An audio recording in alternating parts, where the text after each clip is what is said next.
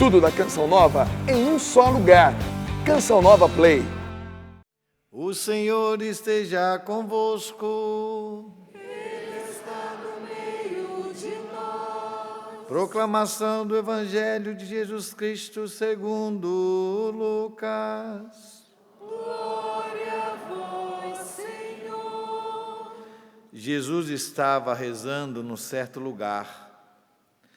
Quando terminou, um de seus discípulos pediu-lhe: Senhor, ensina-nos a rezar, como também João ensinou a seus discípulos. Jesus respondeu: Quando rezardes, dizei: Pai, santificado seja o teu nome e venha o teu reino. Dai-nos a cada dia o pão de que precisamos e perdoa-nos os nossos pecados, pois nós também perdoamos a todos os nossos devedores. E não nos deixes cair em tentação. E Jesus acrescentou: Se um de vós tiver um amigo e for procurá-lo à meia-noite e lhe disser: Amigo, empresta-me 3 pães, porque um amigo meu chegou de viagem e nada tenho para lhe oferecer. E se o outro responder lá de dentro: Não me incomodes, já tranquei a porta e meus filhos e eu já estamos deitados. Não me posso levantar para te dar os pães. Eu vos declaro, mesmo que o outro não se levante para dá-los porque é seu amigo, vai levantar-se ao menos por causa da impertinência dele e lhe dará quanto for necessário.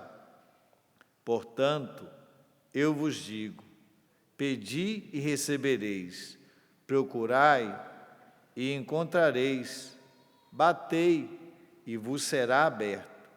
Pois quem pede, recebe, quem procura, encontra, e para quem bate, se abrirá. Será que algum de vós que é pai, se o filho pedir um peixe, lhe dará uma cobra? Ou ainda, se pedir um ovo, lhe dará um escorpião? Ora, se vós que sois maus, sabeis dar coisas boas aos vossos filhos, quanto mais o Pai do céu dará o Espírito Santo aos que o pedirem. Palavra da salvação. Glória a vós, Senhor.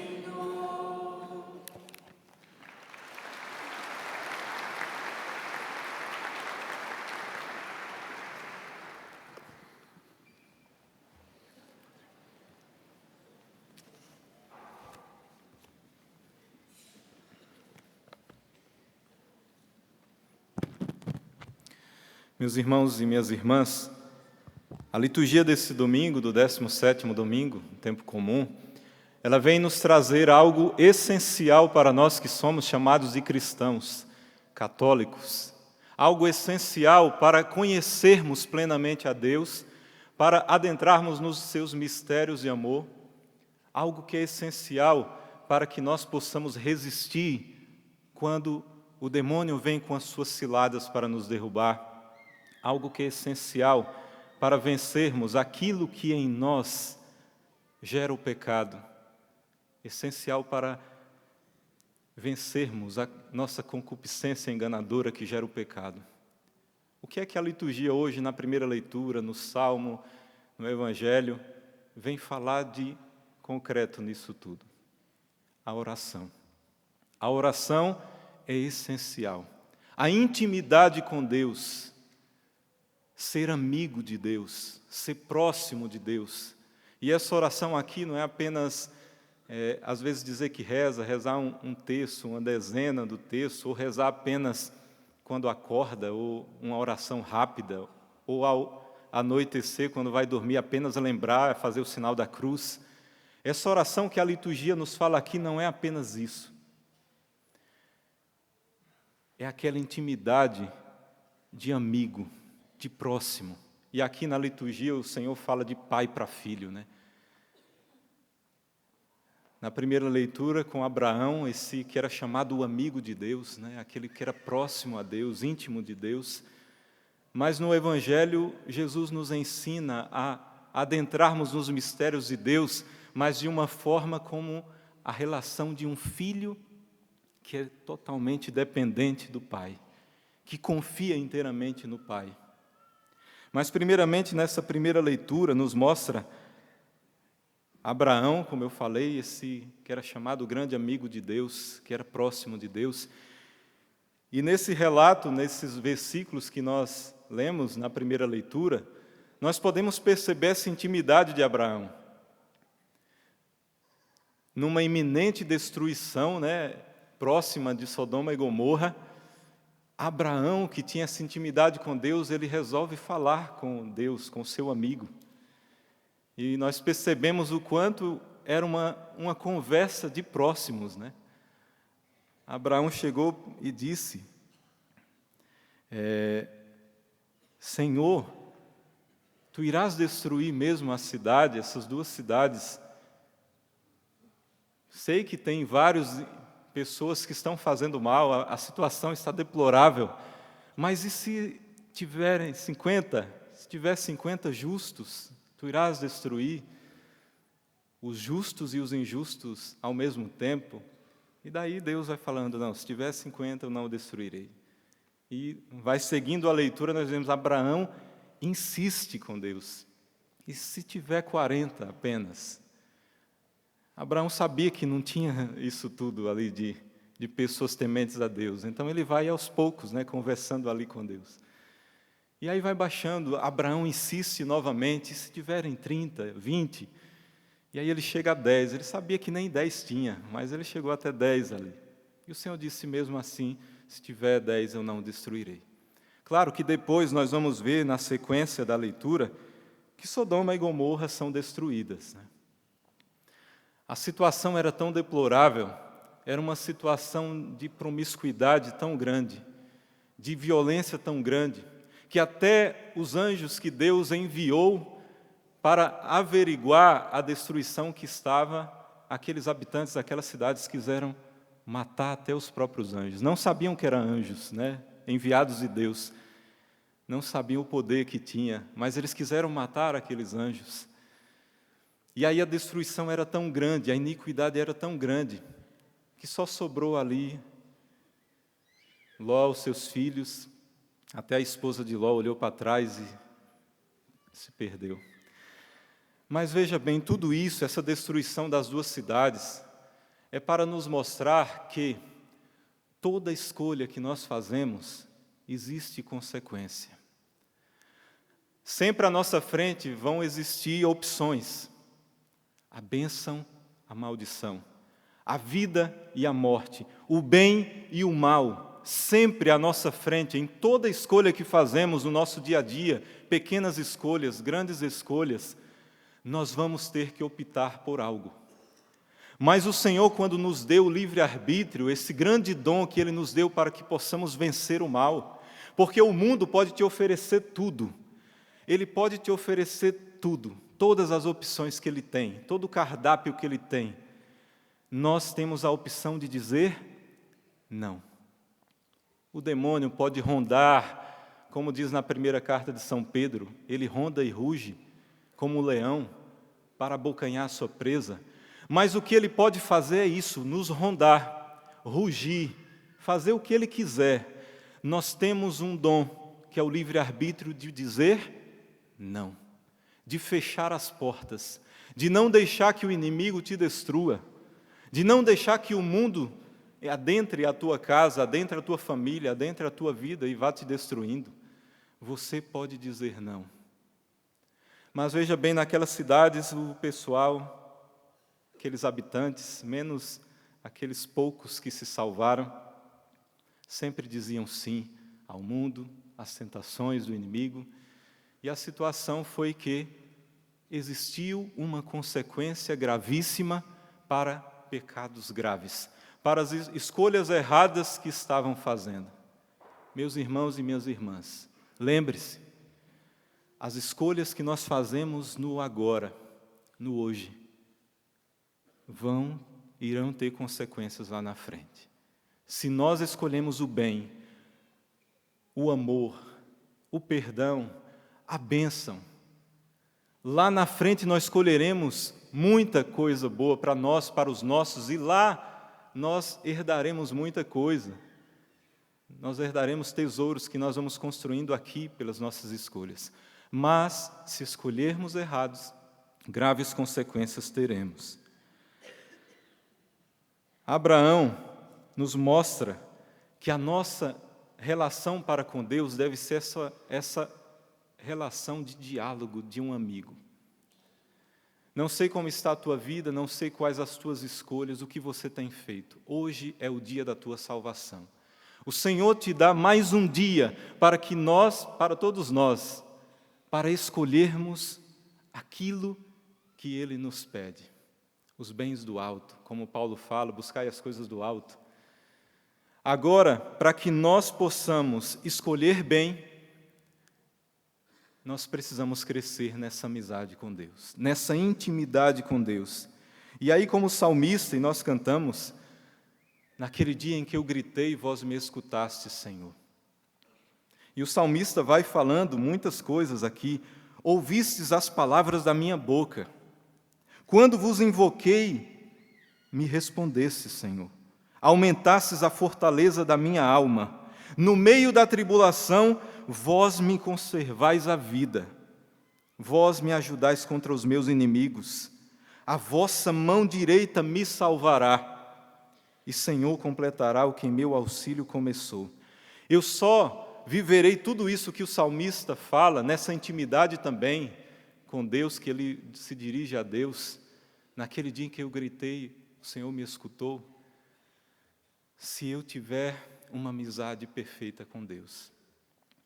E aí você observa quantos amigos você tem, amigos próximos, pessoas íntimas, e a tua relação com essas pessoas. Você gasta tempo com quem você gosta. Nós gastamos tempo com aquilo que é importante para nós. Se Deus é importante, muitas vezes as pessoas dizem, né? Às vezes a gente pergunta, as pessoas vêm reclamando de Deus, que Deus não me escuta, que Deus se escondeu, que não escuta a voz de Deus, e às vezes a gente pergunta, qual a tua relação com Deus? E às vezes a pessoa diz, não, Deus é tudo para mim, é a minha vida. Mas aí nós vamos perguntar, e a pessoa, qual a tua relação? Como você faz? E às vezes é só da boca para fora. Meus irmãos, gastemos tempo com aquele que, se nós falamos que a razão da nossa existência precisa ser o centro, precisa ser realmente a razão da minha vida. Se o Senhor é a razão da nossa existência, se eu gasto tempo com Deus, se Ele é realmente o meu amigo, eu conheço a sua voz, eu percebo a sua voz, até se eu não ver com os meus olhos. As ovelhas, elas conhecem a voz do pastor, mesmo sem ver o pastor. O pastor fala longe, as ovelhas conhecem a voz do pastor. Mas para conhecer uma voz de alguém, para conhecer a voz de Deus, porque Deus não vai falar, às vezes Ele pode até fazer, Ele pode mandar um anjo na tua frente para intervir na tua vida, pode falar de diversas formas, mas na maioria das vezes Ele não vai falar como eu estou falando aqui. Ele vai falar nos acontecimentos, nas circunstâncias, nas ocasiões, por meio de pessoas, por meio de situações. E para entender a voz de Deus, para perceber Deus falando em meio a tudo isso, em meio aos barulhos desse mundo, eu preciso ser íntimo de Deus. Eu preciso ser próximo de Deus. E no Evangelho, o próprio Cristo ensina os seus próximos a rezar.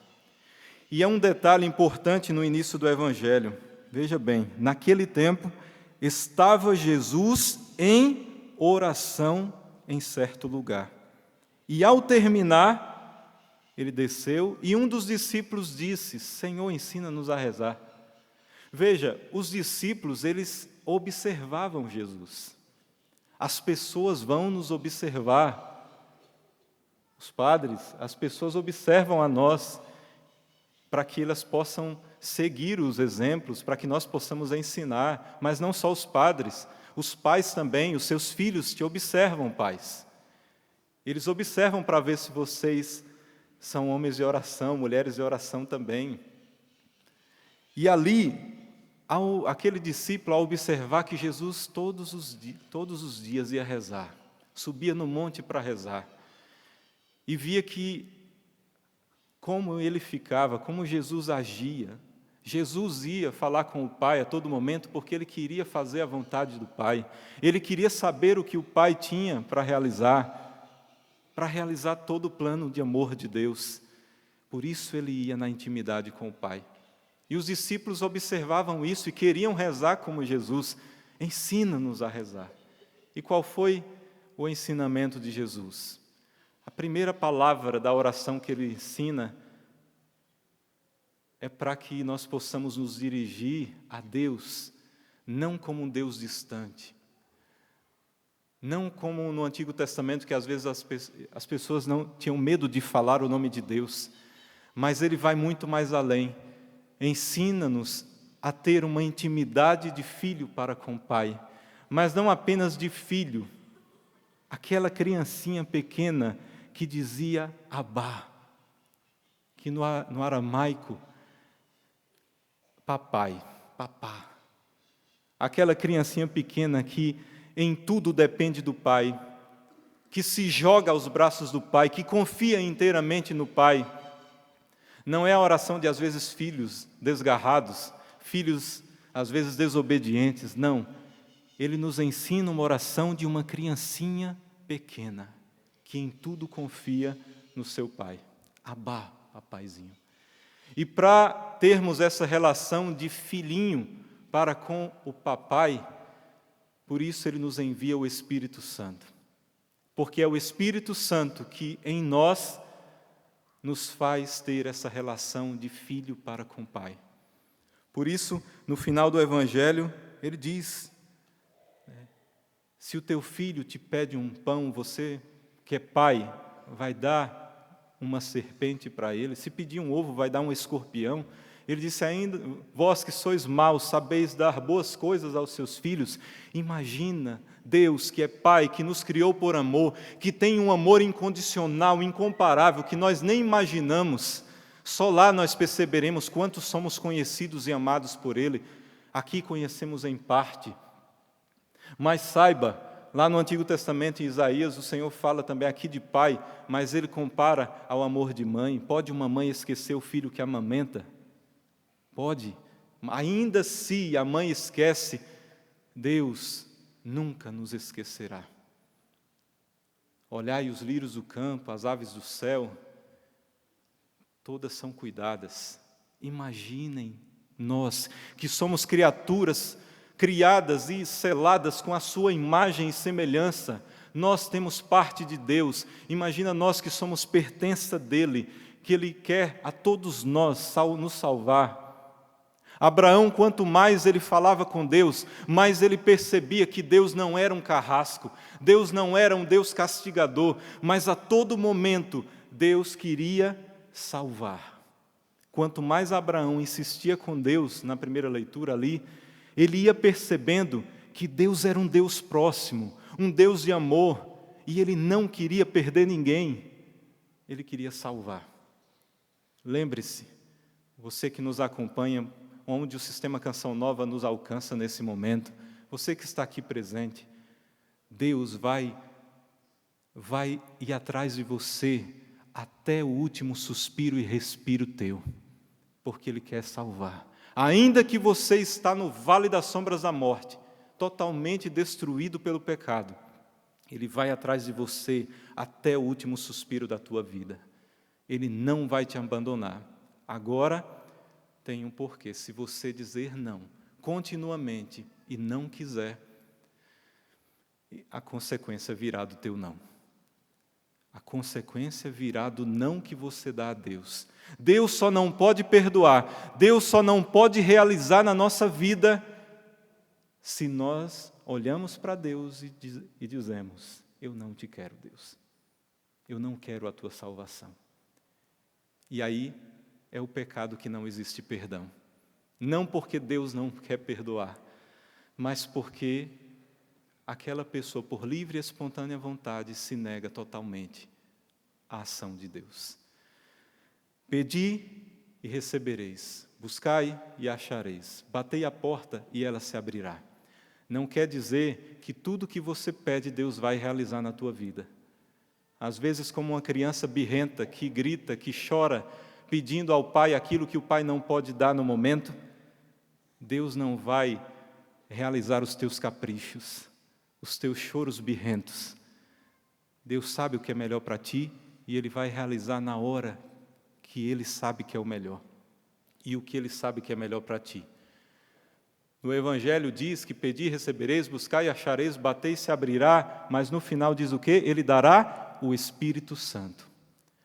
O que Deus nos dá de melhor é o Espírito Santo, porque é o Espírito Santo que, agindo em nós, nos ajudará a escolher perfeitamente e nos conduzirá ao caminho do Senhor. E aí, o acréscimo, Ele nos dará a seu tempo. Louvado seja o nosso Senhor Jesus Cristo. Tudo da Canção Nova em um só lugar. Canção Nova Play.